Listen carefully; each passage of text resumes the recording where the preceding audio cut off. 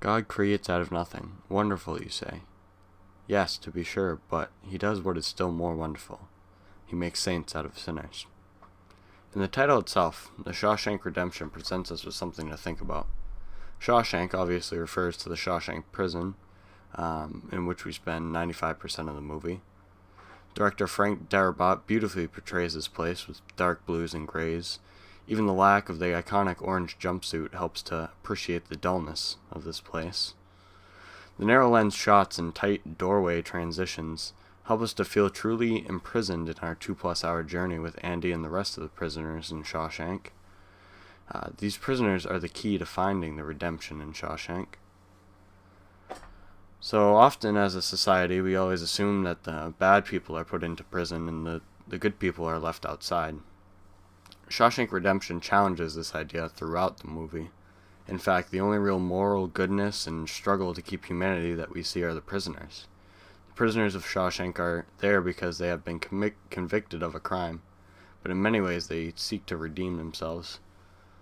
Although we see that in Andy, as he is in fact innocent, he does the most to redeem himself for his wrongdoings. From the moment he gives up the drinking we saw destroy his life in the early scenes of the movie, to the building of the library, we see Andy dedicate himself to doing good. Andy is the redemption in Shawshank Redemption.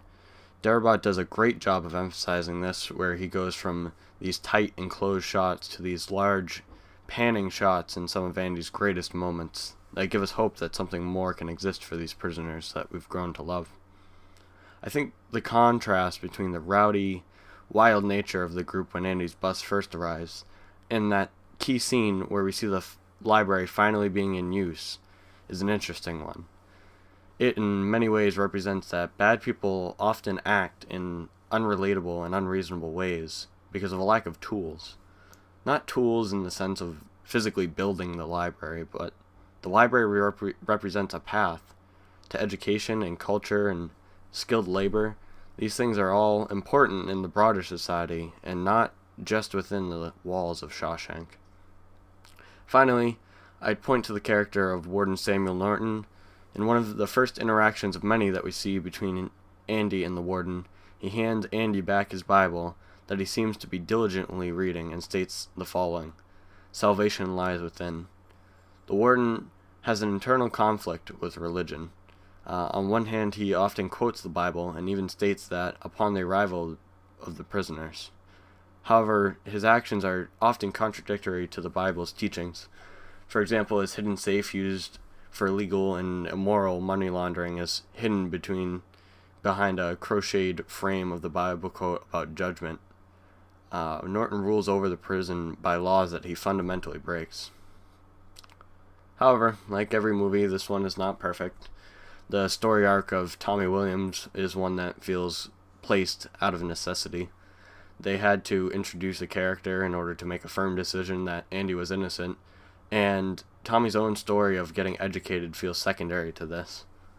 I think the acting on the part of the young Gil Bellows is fantastic and makes the character stand out despite the bland writing. Another character that feels forgotten about is Brooks. While his tragic story does bring up the question of true rehabilitation, his character seems inconsistent. Brooks was a very happy and content man when we first met him. Then we see his interaction in which he almost kills Hayward, and finally we see his release and death. These events are not very smooth and leave an urge to go back and search for foreshadowing. Unfortunately, outside of his pet being a crow, very little exists to suggest that turn of events for Brooks. So Shawshank Redemption at its core exists as a movie to depict the different paths of life and the way that those paths can attempt to rob us of our humanity. It also exists to show that the higher order can have less humanity than those we consider lower in society, and how those people can redeem themselves in the eyes of society. As Red so kindly reminds us towards the end of the film, rehabilitated is just a bullshit word. The question we must ask as a society moving forward is, can we bring to fruition the goals of rehabilitation?